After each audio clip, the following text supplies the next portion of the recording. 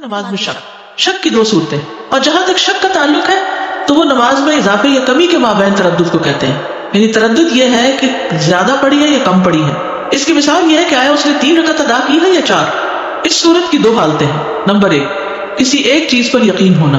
زیادتی یا کمی میں سے کوئی ایک پہلو زیادہ راجح ہوگا، جو پہلو اسے راجح معلوم ہو اس بنا پہ نماز مکمل کر لے اور سلام پھیرنے کے بعد سجدہ سہو کرے. یعنی آپ کہتے 3 یا 4 تو آپ کو یقین زیادہ یہ ہے کہ 4 ہی پڑھی ہیں، لیکن پھر بعد میں سلام کے 2 سجدے سہو کر لیں. عبداللہ بن مسعود رضی اللہ عنہ سے روایت ہے، انہوں نے کہا کہ نبی صلی اللہ علیہ وسلم نے نماز پڑھائی. راوی حدیث ابراہیم کہتے ہیں مجھے یاد نہیں کہ آپ نے نماز میں اضافہ کر دیا تھا یا کچھ کمی کر دی تھی. جب آپ نے سلام پھیرا تو عرض کیا اللہ کے رسول، کیا نماز کے بارے میں کوئی نیا حکم آ گیا؟ آپ نے فرمایا کیا بات ہے؟ لوگوں نے عرض کیا آپ نے اس قدر نماز پڑھی ہے.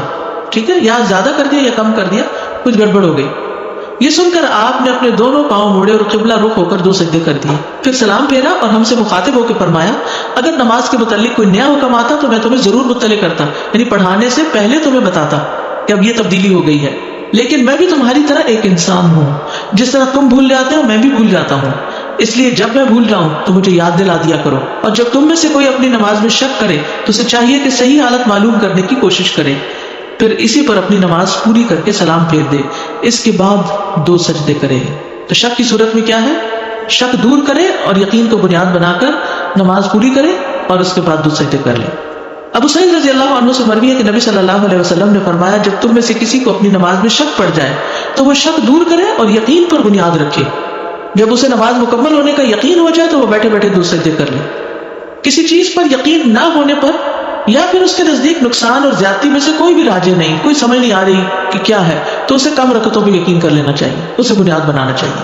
بس اس پر وہ اپنی نماز مکمل کرتے ہوئے سلام سے پہلے سجدہ سہو کرے گا. اس کی مثال یہ ہے کہ ایک شخص نے ظہر کی نماز ادا کی، تیسری رکعت میں اسے شک ہوا کہ آیا وہ تیسری رکعت میں ہے یا چوتھی میں. تیسری میں شک ہوا کہ تیسری میں کہ چوتھی میں. بس وہ تیسری رکعت کو راجح قرار دے کر 1 رکعت مزید ادا کرے گا اور سلام پھیرے گا اور سجدہ سہو کرے گا.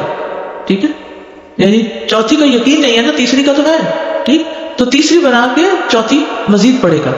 کب پر بنیاد رکھنا اور رکعت پوری کر کے سلام سے پہلے سجدہ کرنا. ابن عباس سے مروی ہے کہ ایک مرتبہ عمر رضی اللہ عنہ نے ان سے پوچھا اے لڑکے کیا تم نے رسول اللہ صلی اللہ علیہ وسلم سے یا آپ کے کسی صحابی سے یہ مسئلہ سنا ہے کہ اگر کسی آدمی کو اپنی نماز میں شک ہو جائے تو وہ کیا کرے؟ ابھی یہ بات ہو رہی تھی کہ سامنے سے عبد الرحمن بن عوف رضی اللہ عنہ آ گئے. انہوں نے پوچھا کیا باتیں ہو رہی ہیں؟ عمر رضی اللہ عنہ نے فرمایا میں اس لڑکے سے یہ پوچھ رہا تھا کہ کیا تم نے رسول اللہ صلی اللہ علیہ وسلم سے یا آپ کے کسی صحابی سے یہ مسئلہ سنا ہے کہ اگر کسی آدمی کو نماز میں شک ہو جائے تو وہ کیا کرے؟ عبد الرحمن نے فرمایا میں نے رسول اللہ صلی اللہ علیہ وسلم کو یہ فرماتے ہوئے سنا ہے کہ اگر تم میں سے کسی کو اپنی نماز میں شک ہو جائے اور اسے یاد نہ رہے کہ اس نے 1 رکعت پڑھی ہے یا 2 تو اسے چاہیے کہ وہ اسے 1 شمار کرے. اگر 2 اور 3 میں شک ہو تو انہیں 2 سمجھے، 2 اور 3 میں شک ہو تو 2 سمجھے، 3 اور 4 میں شک ہو تو 3 شمار کرے. پھر اپنی نماز سے فراغت پا کر سلام پھیرنے سے قبل بیٹھے بیٹھے سہو کے 2 سجدے کر لے. سجدہ سہو کے دیگر احکام. سجدہ سہو نماز کے سجدے کی طرح ہی ہے. سجدہ سہو 2 سجدے ہوتے ہیں، ان کے درمیان بیٹھا جاتا ہے اور اس میں مصنون یہ ہے کہ بائیں پاؤں کے اوپر بیٹھے، اس کے بعد تورک کرے یہاں تک کہ وہ سلام پھیر دے. کیفیت اور ذکر کے لحاظ سے ان 2 سجدوں کی صفت باقی نماز کے سجدوں جیسی ہے. یعنی جیسے آپ کسی رکعت کے اینڈ میں جا کر 2 سجدے کرتے ہیں نا، تو آپ اپنا پاؤں کیسے کرتے ہیں؟ دایاں پیچھے موڑ لیتے ہیں اور بائیں پاؤں پہ بیٹھ جاتے ہیں، اور جب سلام پھیرنا تو کیا کرتے ہیں؟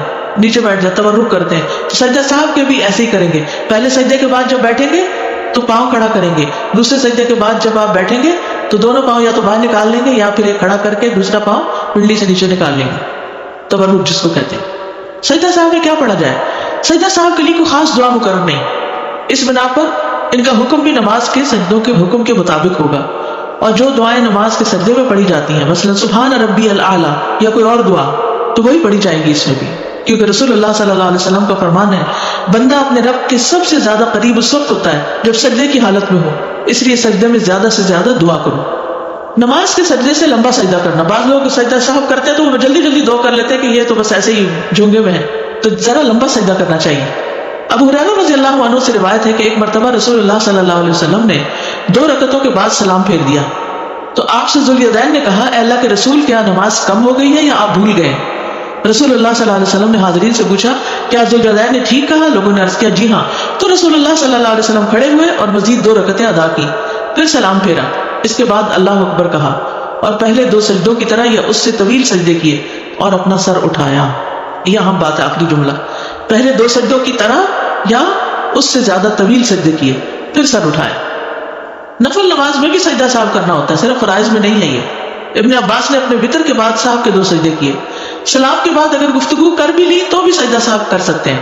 عبداللہ بن مسعود سے روایت ہے کہ نبی صلی اللہ علیہ وسلم نے سلام اور گفتگو کے بعد صاحب کے 2 سجدے کیے. جگہ سے اٹھنے کے بعد بھی واپس آ کر سجدہ صاحب کرنا. عمران بن حسین رضی اللہ عنہ سے روایت ہے کہ رسول اللہ صلی اللہ علیہ وسلم نے عصر کی نماز پڑھائی اور 3 رکعات پر سلام پھیر دیا. پھر اپنے گھر تشریف لے گئے تو ایک آدمی جسے خرباق کہا جاتا اور اس کے ہاتھ لمبے تھے، وہ آپ کی خدمت میں حاضر ہوا اور آپ سے کہا اللہ کے رسول، آپ سے جو صاحب ہو گیا تھا اس کا آپ کے سامنے تذکرہ کیا. یعنی پھر آپ صلی اللہ علیہ وسلم سے جو صاحب ہو گیا تھا اس کا تذکرہ کیا، یہ کہہ کے کہ اللہ کے رسول. آپ غصے کی حالت میں اپنی چادر گھسیٹتے ہوئے نکلے، حتیٰ کہ لوگوں کے پاس آ پہنچے اور پوچھا کیا یہ سچ کہہ رہا ہے؟ لوگوں نے کہا جی ہاں. تو آپ نے 1 رکعت پڑھائی، پھر سلام پھیرا، 2 سجدے کیے، پھر سلام پھیرا.